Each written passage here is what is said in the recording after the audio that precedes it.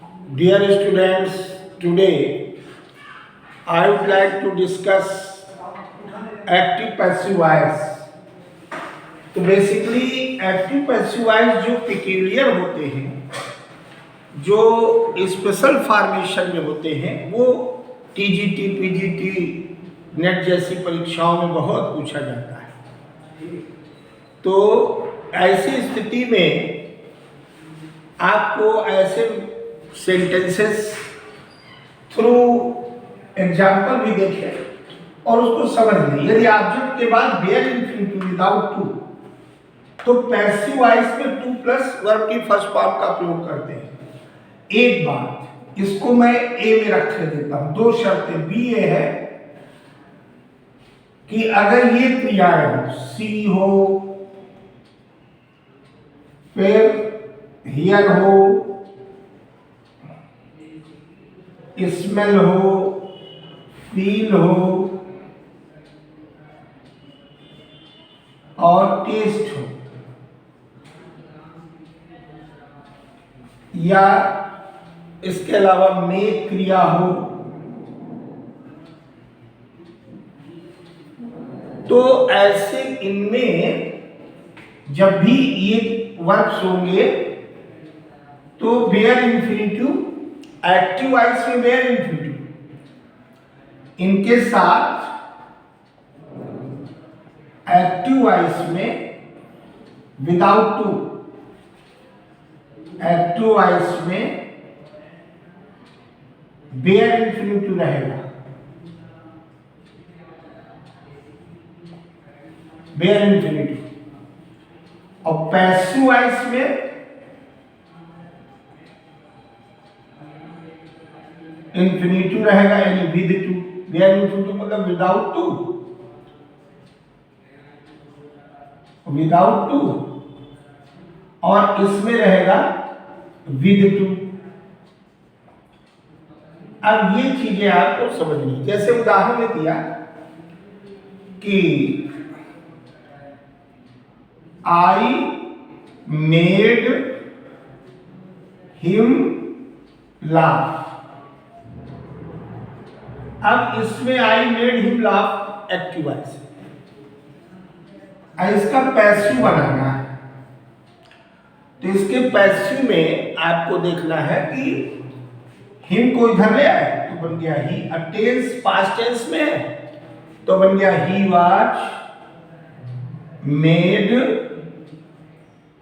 और to laugh. ये आपका वाक्य बन गया, इन्फिनिटिव विद टू हो गया। तो ऐसे वाक्यों की संरचना जहां पे सी, हियर आदि हो, जैसे मान लीजिए सेंटेंस है वी सा हर सिंग, तो ये एक्टिव में है। पैसिव में she was seen to sing, ये बन गया। क्या बन गया? She was seen to sing. तो ये नोट कर लें। इसके बाद एक्टिव पैसिव में और जो आप लोग करते हैं उसको भी सावधानी से समझ लें कि किस प्रकार से स्पेसिफिक यूज एक्टिव पैसिव के होते हैं। क्योंकि जो स्पेशल यूज एक्टिव पैसिव होते हैं वो अलग होते हैं। सामान्यतः असर्टिव, इंट्रोगेटिव, इंपरेटिव ये बनाते हैं, लेकिन जो स्पेशल होते हैं, जैसे मान लो एक वॉइस का हम दे रहे हैं कि क्लाज दिया हो, वाक्य में मान लीजिए क्लाज दिया, यदि एक्टिव वॉइस में नाउन क्लाज हो तो कैसे बनाएंगे? एक्टिव वॉइस में नाउन क्लाज हो तो आपको ध्यान देना है, नाउन क्लाज हो तो पैसिव कैसे बनाती है? पैसिव कैसे बनाते हैं इस पर देखिए। उसके लिए पैसिव जब बनाते हैं तो फार्मूला एक नोट कर सकते हैं, दो तरीके से बना सकते हैं। जैसे इट इज कर दे प्लस वर्ब की थर्ड फॉर्म देते हैं। ये फार्मूला सभी लोग कृपया नोट कर लें। इट इज कर दो और उसके बाद वर्ब की थर्ड फॉर्म कर दो और प्लस नाउन क्लॉज जो दैट से शुरू है उसको रखो, उसमें कोई परिवर्तन न करो। For example, we know that some boys grow early, grow early. अब ध्यान से देखिए आप लोग, we know that some boys grow early, या grow wise early कर दो, थोड़ा चेंज कर दो। some boys grow wise early।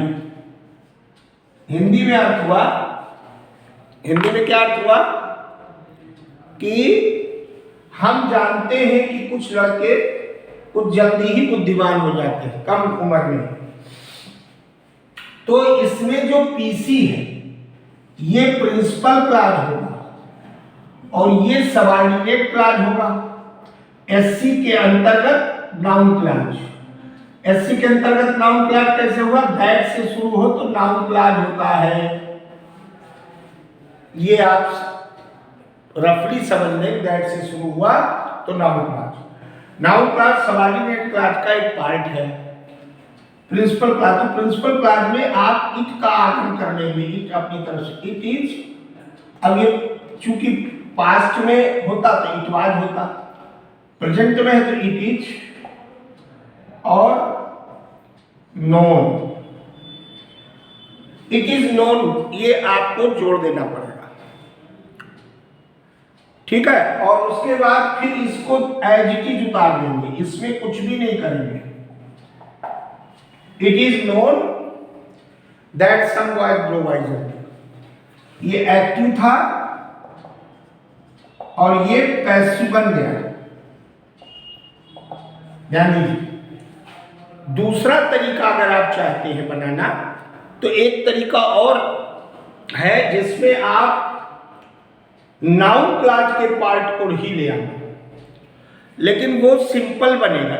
ये तो दैट से शुरू हुआ, ये नाउन क्लॉज और नाउन क्लॉज है तो इसको हम कॉम्प्लेक्स कहते हैं, कॉम्प्लेक्स सेंटेंस। ये कॉम्प्लेक्स, सिंपल में बनाना चाहते हैं दूसरा पैसिव तो ऐसे बना लीजिए, सम बॉयज, यही से उठा लीजिए, मतलब उसमें कोई परिवर्तन नहीं। सम बॉयज और फिर जो सिंपल नियम है आर आ जाएगा, बॉयज है नोन और टू से कनेक्ट कर दीजिए, मतलब इंफिनिटिव से, टू ग्रो वाइज अर्ली। ध्यान दीजिए, very very important. Some boys are known to grow wise early. अब यहां पर ये सिंपल सेंटेंस था, ये पूरा का पूरा सिंपल सेंटेंस है, ये सिंपल सेंटेंस है, ये कॉम्प्लेक्स नहीं है क्योंकि इसमें इंफिनिटिव का प्रयोग किया गया। तो सम बॉयज आर नोन सामान्यता है, इसका बन गया सम बॉयज और ग्रो प्रेजेंट में है तो आर हो जाएगा और ग्रोन हो गया।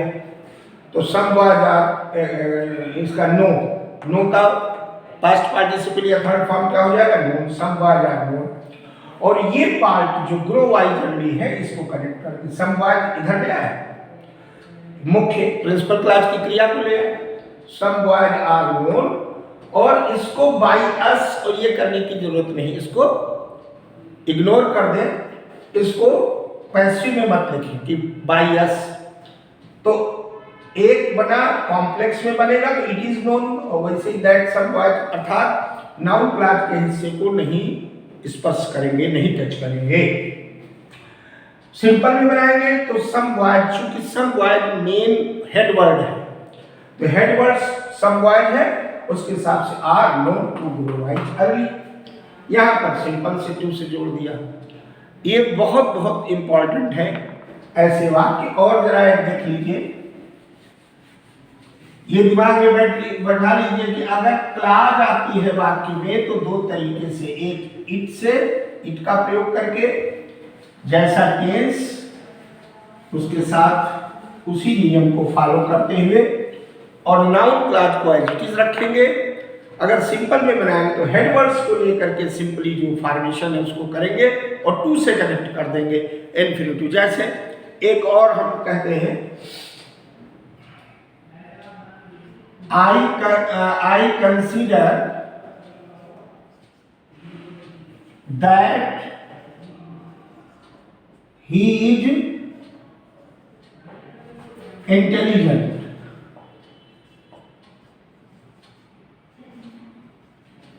ये देखिए ध्यान से, I consider that he is। अब आपने देखा कि ये पार्ट जो है नाउन क्लॉज में है, इसमें नाउन क्लॉज में है, तो इसको बनाने के लिए एक्टिव वॉइस में था,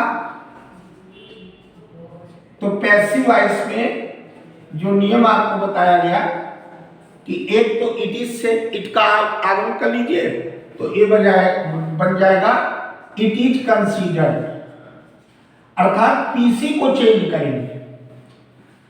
पीसी माने प्रिंसिपल क्लॉज को, मुख्य वाक्य, इट इज कंसीडर्ड, और बाकी कुछ नहीं, ये दैट से पूरा उतार देंगे एज इट इज, इसमें कोई परिवर्तन, ये पैसिव। और दूसरा क्या बना, दूसरा आप इसको हीज जो मेन हेडवर्ड है इसको ले आएंगे, और इसका थर्ड फॉर्म क्या हो जाएगा, हीज कंसीडर्ड, और टू बी इंफिनिटिव का प्रयोग, क्योंकि यहां पर एडजेक्टिव है तो इसलिए एडजेक्टिव के पहले बी आ जाता है, टू बी वाइज, इंफिनिटिव के रूप में यहां बी आएगा, तो he is considered to be wise, तो दोनों बन सकते हैं, या और या। इस पर बहुत ध्यान दें, it is very very important in examination point of view. और एक और महत्वपूर्ण देख लें,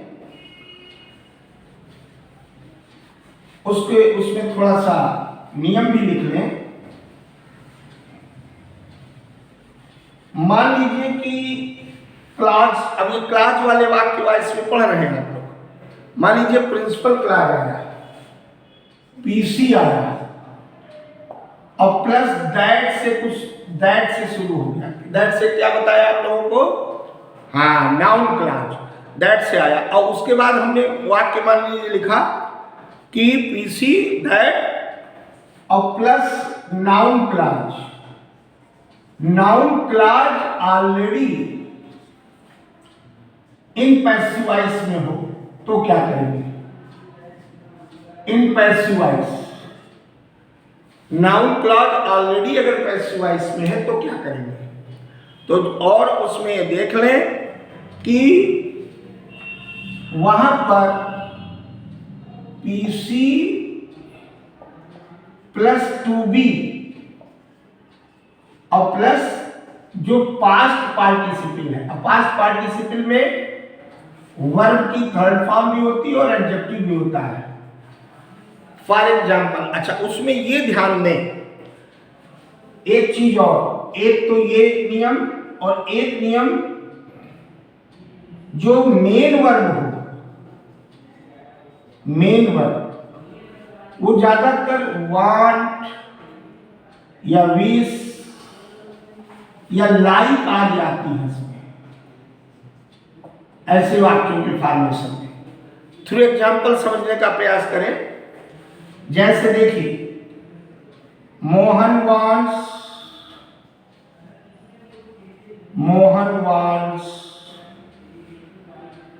that he should be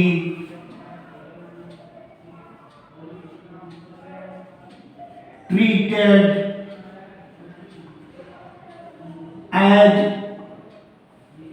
as a, कुछ भी लिख सकते हो, as a minister, as a minister. अब जरा गौर फरमाइए, he should be treated as a minister. तो मोहन वांट्स, ये तो प्रिंसिपल क्लॉज है, मुख्य वाक्य, और ये दैट से जो शुरू हुआ है ये ऑलरेडी पैसिव वॉइस में, ये नाउन क्लॉज है लेकिन है किसमें, पैसिव वॉइस में, ध्यान दीजिए, ये पैसिव वॉइस। तो अब इसका परिवर्तन अगर एग्जामिनर कहता है करना है तो आप कैसे करेंगे, यहां पर केवल सीधे सीधे इसको आप ऐसे उतार लेंगे, मोहन वांट्स, और इस फार्मूले से ये जो है पीसी मोहन वांट्स हो गया, और टू बी लगा दीजिए, टू बी मोहन ट्रीटेड, और आगे सब पूरा एज ए मिनिस्टर। इसमें आप कोई भी और परिवर्तन नहीं करेंगे, टू बी से जोड़ दिया, Mohan wants to be treated as a. तो इस पर बहुत ध्यान दें। अब जैसे इस प्रकार के वाक्य जब आप बनाएंगे तो उनमें क्रिया ज्यादातर ई आएगी, मोहन वांट्स, मोहन विशेष, मोहन लाइक्स, या he wants, they wish, they like, जो भी है। एक उदाहरण लाइक का भी देख लें, जैसे हमने कहा दे like that they should be regarded